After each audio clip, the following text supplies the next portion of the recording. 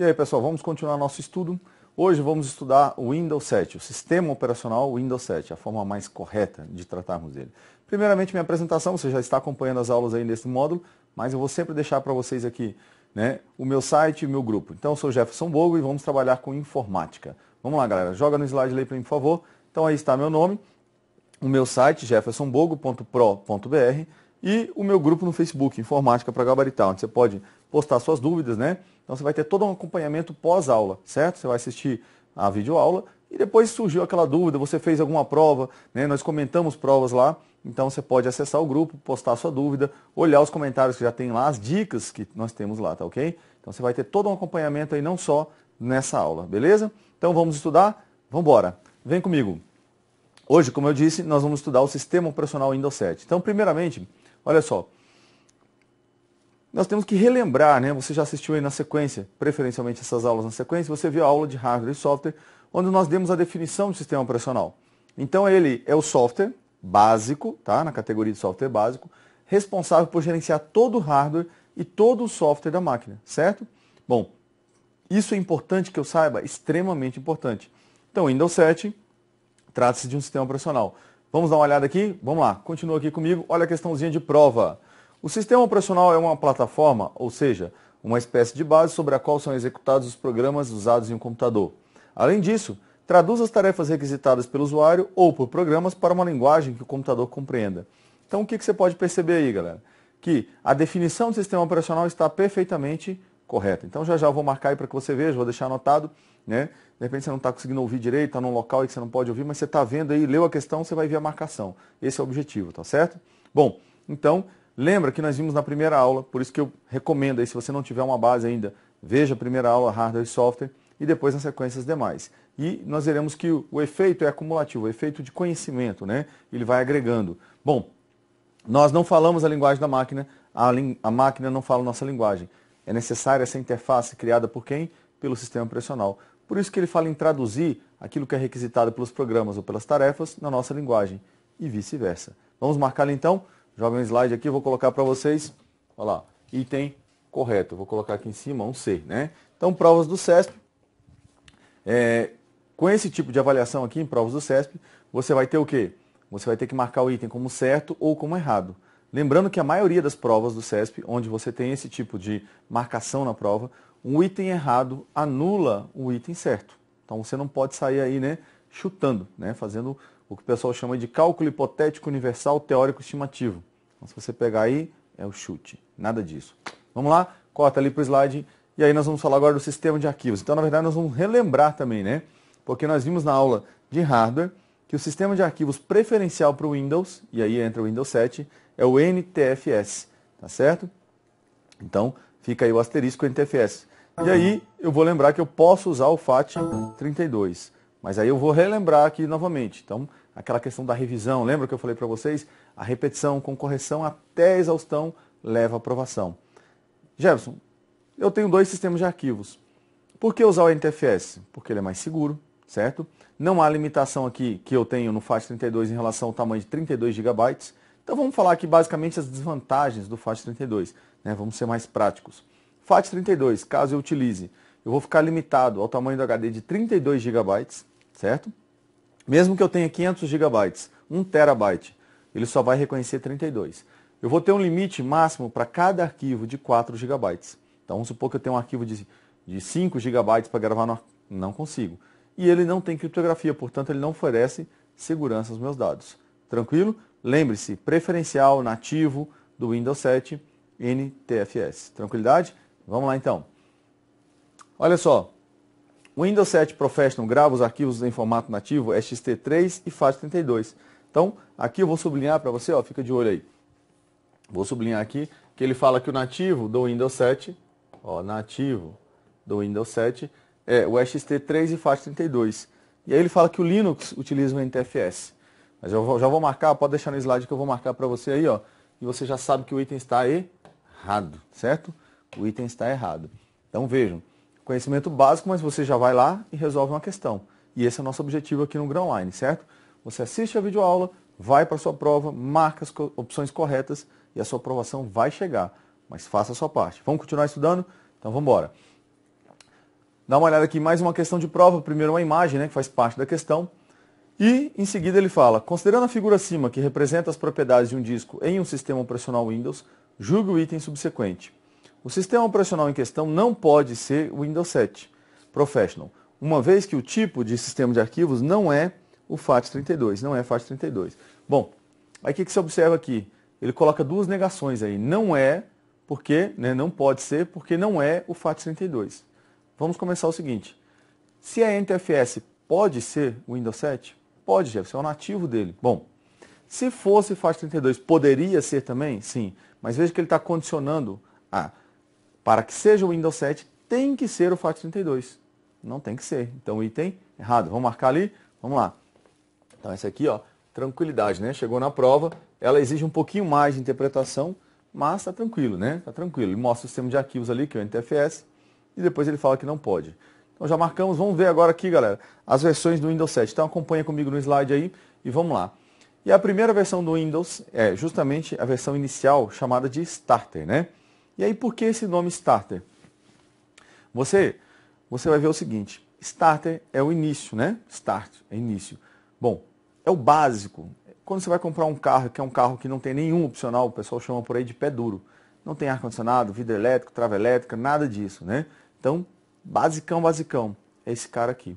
Caso você queira, já dei a dica para você, mas eu vou reforçar aqui, né? Caso você queira baixar no meu site, você vai encontrar apostilas complementares. Então, você vai baixar essas apostilas e vai ter acesso aí, né, à comparação de cada uma das versões. Jefferson, eu preciso decorar essas diferenças? Não, mas é bom que você tenha uma noção, tá? Alguns concursos entram em alguns detalhes a mais sobre as versões. Mas pelo menos conhecer as versões, isso é o início, né? O início do seu estudo aí. Você tem que saber que existem essas versões aí, tranquilo? Então vamos continuar a nossa análise ali. Primeiro foi Starter. Agora nós vamos aqui para o Home Basic. Então a próxima versão aí, Home Basic. Aí, lógico, nós teremos aqui um acréscimo de algumas funções. Mas os dois, já deixo a dica para vocês, tanto o Home Basic quanto o Starter não tem um pacote aéreo. Durante a aula aqui nós vamos estar falando, né, sobre alguns recursos do pacote aéreo. Então esses dois aqui não tem, tá certo? E já foi dito em prova o contrário, que as duas primeiras versões teriam pacote aéreo. Não, mentira, não tem. Os demais vão ter, ok? Vamos continuar a nossa análise aí. O próximo então agora é o Home Premium. Então evoluiu um pouquinho mais, né? Aumentou alguns recursos aí. Depois nós vamos aí então para o Professional. Galera, as três primeiras versões que eu falei para vocês aí, elas são as versões domésticas do Windows, tá certo? São versões voltadas para o público doméstico. Isso não quer dizer que elas não possam ser usadas em empresas, preferencialmente não. Aqui nós temos as versões empresariais, que também não quer dizer que elas não possam ser usadas em casa, né? Não quer dizer que elas não possam ser usadas em casa. Vamos analisar então Professional, e aí nós temos a próxima aí, que é a Enterprise. Aqui só uma dica para vocês. A Enterprise, galera, ela é a Professional com mais recursos, tá certo? Então eles acrescentaram alguns recursos na Professional e ela passou a ter o nome de Enterprise. Fica a dica para vocês, volta ali. E por último, a Ultimate, né? Então aí a capinha preta e tal, toda estilosa, que é a versão top. Todos os recursos que eu tenho no Windows estão presentes na Ultimate. Fica a dica para vocês. Vamos analisar agora aí, pode manter aí, vamos analisar as principais características aqui então do Windows. Vamos lá. Começando aqui, ele é produzido pela empresa Microsoft. Então eu quero que você preste atenção na sigla MS. Então muitas bancas utilizam essa sigla em prova. Colocam lá, por exemplo, o MS Windows, o MS Office. Então, caso você não saiba, pode gerar uma dúvida na hora da prova, né? Porque à medida que o candidato ele vai estudando, adquirindo conhecimento, ele vai ficando mais criterioso, isso é natural. Só que às vezes ele fica tão criterioso que tudo começa a parecer suspeito. Aí eu vejo uma sigla MS, o que é esse MS? Então, sem mistério, sem novidade, Microsoft, tranquilo? Vamos lá então. Próxima característica aqui, nós vamos falar que ele é multitarefas, né? E o que é ser multitarefa então, galera? Vem comigo, olha só. Multitarefa é a capacidade do sistema operacional de gerenciar várias tarefas simultaneamente. Então, ele vai conseguir organizar, né, dar prioridade a cada uma delas ali, né, e fazer tudo ao mesmo tempo. Só que tem um detalhe. O Windows ele é multitarefa, eu falei já, né, de separar de acordo com a sua prioridade, isso significa que ele utiliza preempção. Então, ele é multitarefa preemptiva. Dá uma olhada aqui, por gentileza. Ó, ele é multitarefa preemptiva. Isso significa que ele trabalha com preempção. Então, essas palavras aí não podem soar como palavras absurdas para você. Você já tem que ter no seu dicionário aí de concurso. Você vai elaborar aí à medida do possível, né, anotando sempre O Windows é multitarefa preemptiva, ou seja, ele utiliza a preempção, que é uma derivação da palavra. Então você vai ficar atento que quando você vira isso na prova, você não pode ficar espantado, né? Aquela coisa, nossa, não sei nem para onde vai isso. Que à medida que você vai estudando, as provas vão vindo, né? Você vai olhar para as provas com mais naturalidade. Ah, tranquilo. E você vai deixar de cair naqueles peguinhas, né? Esse é o objetivo. A repetição, correção até a exaustão. Tranquilo? Vamos lá então, vamos continuar analisando o Windows 7. Olha só a questãozinha de prova, gente. E aqui tem peguinha, já vou adiantar, hein? O sistema operacional Windows utiliza multitarefa com preempção. Aí até essa parte aqui da vírgula, você para e olha assim e fala, caramba, que legal, eu vi isso na videoaula e ele tem multitarefa com preempção. Bacana. Agora, muito cuidado que vem depois da vírgula. Vamos analisar ali? Então vem, olha só. Pois permite a execução de diversos programas ao mesmo tempo. Bom, aí você vai ver o seguinte. O que você vai perceber aí? Eu já vou marcar a questão, porque muita gente está falando aí que a questão é certa, né? Eu estou apostando com você que muita gente está achando que a questão é certa. E o Gerson veio ali e colocou que a questão é errada. Aí é aquele momento em que você está esperando minha imagem aparecer para saber por que, Jefferson, né? Se você, obviamente, não detectou o erro. Se você já viu o erro ali, Jefferson, já sei. Quero só confirmar agora se é o que eu estou pensando, né? Ou se você chutou também, você vai querer saber por quê, né? Então vamos lá, galera. Aí ele fala que o Windows utiliza multitarefa com preempção. Tranquilo, verdade.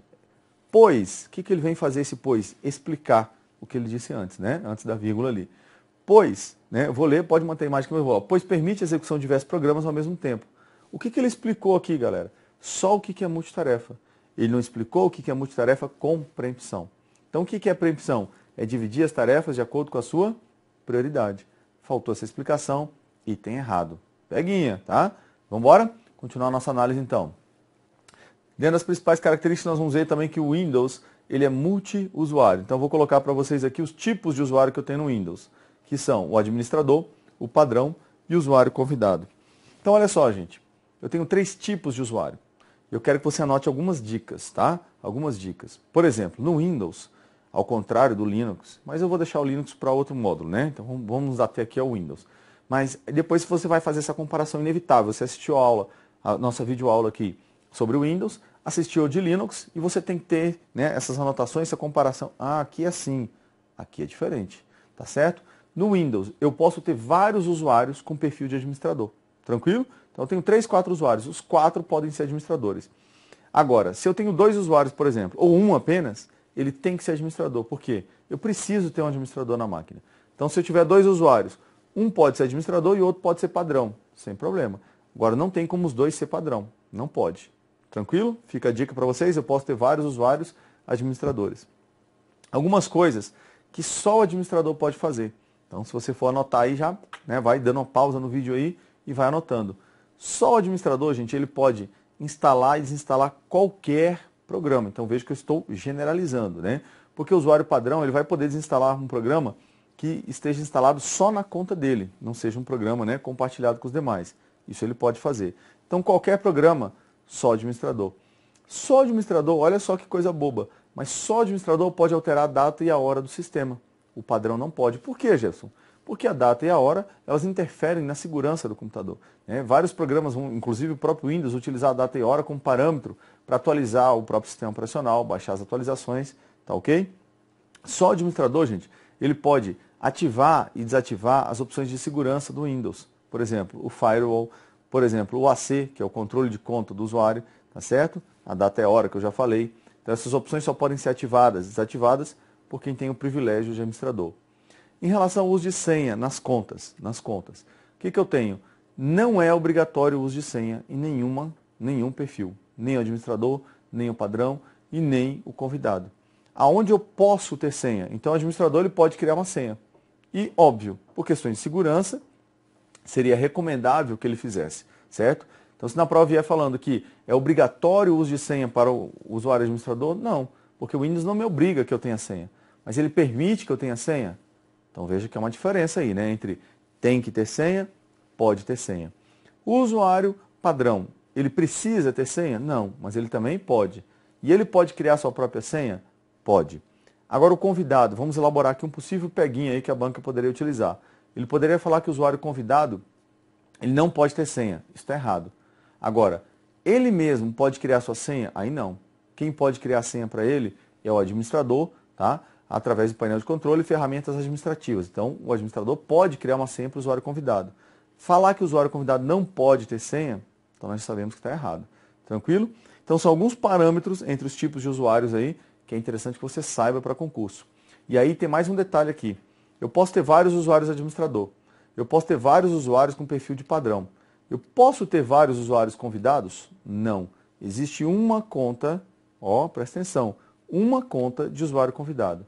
Ela vem, e aí nós vamos falar várias vezes aqui na aula de Windows, a configuração padrão, configuração padrão, configuração padrão. Ele vem por padrão, né, desativado. Essa conta vem desativada, certo? O que nós podemos fazer com ela? Na verdade, o administrador, ele pode ativar essa conta. Ativando a conta, então eu vou ter a possibilidade de utilizá-la. Desativa, ela fica lá. E mais uma dica, eu vou criar uma nova conta, que nós vamos ver o procedimento daqui a pouco aqui. Eu vou criar uma nova conta de usuário. Tem como colocar, vou criar uma nova conta de usuário administrador. Eu posso colocar o nome dessa conta como convidado? Não pode. Fica a dica para você, tá certo? E falando na criação de uma nova conta de usuário, mais uma dica, porque já caiu em prova. Então tem que ficar atento. Pode cair mudando as opções ali dentro do mesmo contexto. Por questões de segurança, o que você me diria? É mais seguro usar o Windows como administrador, repare, ou como usuário padrão? Supondo que a conta de convidado está desativada lá, deixa ela quietinha. Aí vem um detalhe, e eu sempre lembro uma frase lá do filme do Homem-Aranha, que o tio dele disse o seguinte: grandes poderes trazem grandes responsabilidades. E aí você vai fazer um paralelo aqui. Quem tem mais poderes aqui? O administrador. Tem mais responsabilidades, porque ele pode fazer qualquer coisa no sistema, né? Instalar e desinstalar programas, como eu disse. Só ele vai poder adicionar e remover novas contas de usuário. Bom, e aí você vai me dizer o que é mais seguro? Usar o computador como usuário padrão, porque ele tem menos poderes. Ou seja, se uma ameaça contaminar a máquina, né, o que vai acontecer? O que vai acontecer? Ela contamina a máquina e eu sou usuário padrão. Ela vai pegar os meus poderes, então ela vai ter menos poderes. Se ela contamina a máquina e eu sou administrador, ela está ganhando todos aqueles poderes. Ela pode fazer qualquer coisa. Então vamos continuar a nossa análise ali. Acompanhe comigo. Eu vou criar uma nova conta de usuário, como eu falei para vocês. Então vou acessar o painel de controle, tá? Contas de usuário e segurança familiar, a categoria do painel de controle. E por último, contas de usuário. Aí eu vou escolher a opção ali, gerenciar outra conta. Então você repara na imagem aí que o professor Jefferson Bogo, que é o usuário que eu estou usando aí, ele é administrador. Cliquei ali em gerenciar nova conta. Agora eu vou criar uma nova conta. Lá embaixo, está piscando para você aí. Então, criando uma nova conta, agora eu vou ter a opção, né? Vou ter a opção aqui de colocar o nome do usuário. Eu quero que você repare que tipo de usuário que está sendo criado ali, usuário padrão. Então, olha só, gente, olha só. Por padrão, esquece o usuário padrão, mas por padrão, ou seja, na configuração original do Windows, quando eu vou criar uma nova conta de usuário, que tipo de usuário vai ser esse usuário? Então você percebeu ali que já está marcado o usuário padrão. Então, por padrão, ele vai ser um usuário padrão. Na questão da prova, ele disse que por padrão, eu sei que repete muito padrão por padrão, mas infelizmente vai ter que ser assim. Então ele disse que na prova, toda nova conta de usuário no Windows 7 seria criada como administrador. Opa, não. Por padrão, não. Eu posso criar como administrador? Então você vai reparar na tela ali que a opção de administrador está em branco. Dá uma olhadinha aqui, e eu poderia marcá-la. Poderia marcá-la. Então está aqui, vou colocar só uma setinha aqui, mas o padrão está lá em cima, está piscando lá. Então, caso eu queira que seja administrador, vou simplesmente marcar ali, vou clicar no administrador. Bom, olha a recomendação aqui embaixo, eu vou sublinhar para você aqui, De repente eu falando aí, você está meio perdido no vídeo, né? Mas eu estou destacando aqui para você, Esse risco todo torto aqui é meu. Bom, é recomendado proteger todas as contas com senhas fortes, né? Então, olha o que ele fala ali, gente. Ele fala que é recomendado, mas não é obrigatório, né? É uma recomendação. É bom, torna o computador mais seguro, etc e tal. E você vai perceber também, já vou voltar para a imagem ali, você vai perceber que embaixo de onde eu sublinhei, ele está falando por que usar uma conta de usuário padrão. Ou seja, é uma recomendação do próprio fabricante, né? Utilizar uma conta de usuário padrão. É óbvio, eu já disse, que eu tenho que ter, de qualquer forma, um usuário administrador na máquina. O que eu vou fazer? Liguei o computador, tem as duas contas lá para que eu faça login nas contas, certo? Então, nesse momento, eu vou optar por uma ou por outra. Então, é recomendado aqui, né, preferencialmente, que eu utilize o usuário padrão. Porque ali, como eu já falei, eu vou estar mais seguro. Tranquilo? Então, volta para cá e vamos continuar a nossa análise aí. Questão de prova. Então, dá uma olhada na imagem, ele mostra aí, né, o painel de controle. E aí ele fala aqui, ó. A partir da figura acima, que mostra a janela painel de controle de um computador com sistema operacional Windows 7, julgue o item a seguir. Na opção Contas de usuário e segurança familiar, toda nova conta adicionada ao sistema assume, por padrão, o perfil de administrador do sistema. Então já está aqui, né, resolvido. Eu vou marcar para que você veja aí, ó, dá uma olhada, marcar aqui que o item está errado. Porque ele fala aqui, por padrão, ó, por padrão, assume o perfil de administrador. Mentira, né? Por padrão, toda nova conta aí, como nós vimos, vai assumir o padrão, o perfil de usuário padrão, certinho? Então fica fácil resolver aí quando eu tenho esse conhecimento. Se cair algo adaptado aí, diferente, bom, já está falando do 7, mas no 8 aí, de repente vem o meu edital, vem o 8 ou 8.1, também usuário padrão. O único que é diferente, eu vou dar a dica para você aqui, é no XP. O único que eu estou falando aqui das versões que mais caem em prova, tá? Então, você vai ver que eu nem vou falar do Windows Vista aqui, por exemplo, que praticamente não cai em prova. Eu sei que já caíram algumas provas e tal, mas a incidência dele é mínima. Bom, no XP, vou dar a dica para vocês, todo novo usuário, por padrão, assume o perfil de administrador. Então, o que ele quis pegar foi aquele usuário que estava no XP, indo para o 7, eu não tinha ido para o 7 ainda, né? E aí ele, no XP é assim, então no 7 deve manter. Não, mudou. Tranquilo? Vamos continuar a nossa análise aí, vamos continuar o nosso estudo. Falando ainda das principais características. Então aqui nós temos uma informação que o Windows roda em ambiente gráfico. E aí o que é rodar em ambiente gráfico? Né? O que é rodar em ambiente gráfico? É aquela interface que nós estamos acostumados do Windows. Imagens, que são ícones, né? com os quais eu posso interagir ou usando o mouse ou usando o teclado. Ou, né? Pode ser uns dois, pode ser um ou outro, tanto faz. E eu vou lá e clico, arrasto, né? Apago, tudo através de imagens, representações de imagens. E isso é o Windows no ambiente gráfico. Ele foi concebido para rodar assim. Vamos dar uma olhada na imagem ali então. E você vai lembrar, né? Isso aqui é o ambiente gráfico, galera. Ó, as pastas são representadas por imagens, né? Tudo caso você queira mover uma pasta de um local para outro, que nós veremos nessa aula como isso é feito, você vai simplesmente clicar e arrastar, tudo através da interface gráfica. Mas aí você vai colocar o seguinte aqui, ó, o modo texto. Então vem comigo, olha só. Ele roda em ambiente gráfico, mas, porém, contudo, entretanto, todavia, mas eu posso utilizá-lo no modo texto, tá? Então é uma exceção, não é a regra. Via de regra, o Windows ele vai carregar o ambiente gráfico. Lá no ambiente gráfico, caso eu queira interagir com ele através do modo texto, eu vou chamar o prompt de comando. Então dá uma olhada, vamos acompanhar aqui, né? Esse cara aí, ó, prompt de comando. Esse cara aí, ele é o shell do Windows, tá? Ele é o shell do Windows. Dá uma olhada aí, ó. Essa telinha preta aqui, eu abri, foi o prompt de comando. Bom, ali eu dei um comando, ó, vai piscar para você aí. Eu dei o comando dir, que é para listar o conteúdo do diretório. Gente, lá no Windows, no ambiente gráfico, eu não precisaria digitar nenhum comando para exibir o conteúdo do diretório. Eu simplesmente iria até a pasta e daria um clique, dependendo da posição, ou 2 cliques para abrir a pasta. Ou eu selecionaria a pasta, daria um tab, ia navegando até a pasta e pressionaria o Enter. Não é verdade? Mas aqui você vai ver que eu só consigo interagir, conversar com o sistema operacional através de comandos, e comandos específicos. Não adianta eu digitar ali, abre a pasta. Ele vai falar, o que é isso? Abre a pasta, o que é isso? Então vamos acompanhar aqui, dá uma olhadinha aqui. Olha só a questão de prova. No ambiente Windows XP, por meio da linha de comando, prompt do DOS, é possível criar e remover arquivos armazenados no disco rígido do computador. Tá? Embora ele tenha falado prompt do DOS, o prompt do DOS não existe mais no Windows, né? Desde 2001, tá certo? Bom, mas é o prompt de comando, então não tem muito o que questionar aqui. É possível criar e remover arquivos armazenados no disco rígido do computador. Então, como eu disse a vocês, eu dei alguns exemplos ali como criar uma pasta, apagar uma pasta, entrar numa pasta, né? Tudo isso é possível que eu faça através do prompt de comando, né? Óbvio, como eu falei, através de comandos específicos.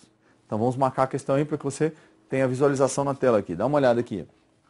Então o item aqui vai estar correto, tá? Item correto. Marcou e é só felicidade. Nos sistemas operacionais Microsoft Windows, como o Windows XP, a interação direta, não gráfica, entre o usuário e o sistema operacional, na qual ele pode criar e editar arquivos de lotes, é proporcionada pelo uso do. Então vamos ver. Windows Update nós vamos estudar ainda nessa aula, então está totalmente fora. Microsoft Access é um componente do Office, né, que para gerenciar banco de dados, então está fora. Prompt Comando é a nossa opção correta. Windows Movie Maker, né, ele era nativo do XP, hoje não vem no 7, mas pode ser instalado, que é para editar vídeos. E o teclado virtual é uma opção de acessibilidade, né? Todos devem conhecer aí. Então, nossa opção correta é o Prompt Comando.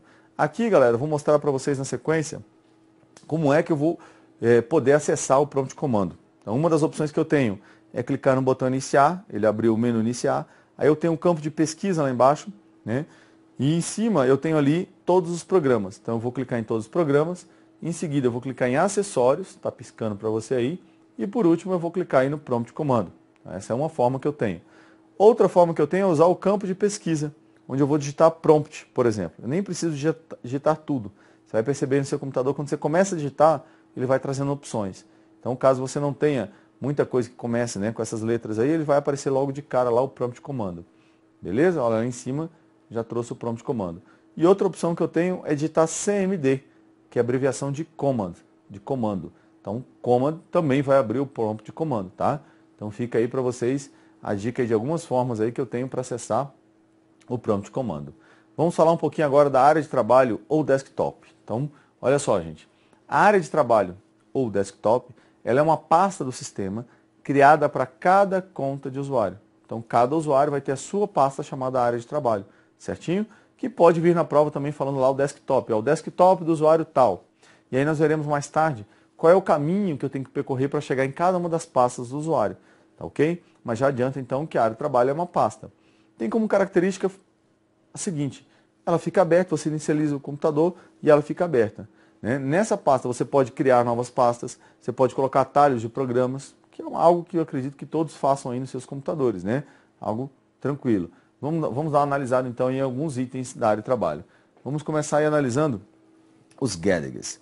Esses caras aí, né, gadgets significa acessórios, bugiganga. Na verdade é um termo até um pouco genérico, né? Tem várias traduções. Na informática os caras falam um mouse, um novo gadget que foi lançado. Até mesmo um celular, né? Um gadget, um acessório. Então já está claro que gadget não é uma coisa o quê? Obrigatória. Tá? Não é uma coisa que eu tenho que utilizar no Windows. É opcional, eu posso ter ou não posso. Vamos dar uma analisada então nos gadgets aí, como é que eu insiro um gadget, né? O que é? Você pode colocar a definição em que eles são mini aplicativos que podem ser posicionados livremente na área de trabalho. Então tá piscando dois aí que eu coloquei aí, ó. Esse da direita aí de cima, é um medidor de CPU e um medidor de memória RAM. Então ele mostra em tempo real qual é o consumo, quanto que eu estou usando do processador e quanto que eu estou usando da minha memória RAM, memória física do computador. E embaixo um calendário, né? Não tem muito mistério aí. Então vamos lá. Eu vou inserir um gadget. O que eu vou fazer aqui? Eu vou clicar com o botão invertido. Que botão é esse, Gerson? Invertido. Bom, vamos considerar o seguinte. Por padrão, lembra daquela história de padrão? Quando eu instalo o Windows, o mouse ele vem configurado para executar, para abrir as coisas com o botão esquerdo. Ou seja, ele vem configurado para pessoas destras, né? Lógico que um canhoto ele pode inverter esses botões, ou até mesmo um destro, caso queira, né? Ele pode inverter isso lá no painel de controle, na opção do mouse. Então ele pode inverter a função dos botões. Mas aí lembra que eu falei para vocês que na prova eu vou considerar o quê? A configuração padrão. E ele vem dizendo isso nas provas, você vai observar. Windows 7 em português, sua configuração padrão. Aí você vai lembrar de cara disso aqui. Bom, então por padrão eu executo, eu abro as coisas com o botão esquerdo. Chama-se, portanto, o botão direito de botão invertido. Fica a dica para vocês.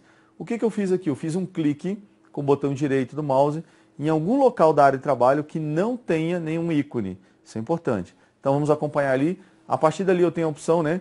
Um menu de opções, onde eu tenho a opção aí, Gadgets. Cliquei ali, então ele vai mostrar os Gadgets do Windows. Aqui a dica para vocês que eu posso, além dos Gadgets que eu tenho no Windows, né, você vai observar aqui, por exemplo, vou sublinhar para você, ó. Pode olhar na tela aí, ó. Isso aqui é o antivírus que eu instalei, ó. E ele colocou um gadget aí para que eu possa utilizar, né? Obviamente, caso eu queira. E além disso, eu também posso estar baixando gadgets da internet. Então tem muito mistério. Isso é um bugiganga, você vai perceber que cada gadget tem uma função distinta, né? E pode ser útil, pode não ser útil, aí vai variar de cada um, certinho? Bom, galera, nós fechamos aqui então nosso primeiro bloco da aula de Windows e voltamos já já. Valeu!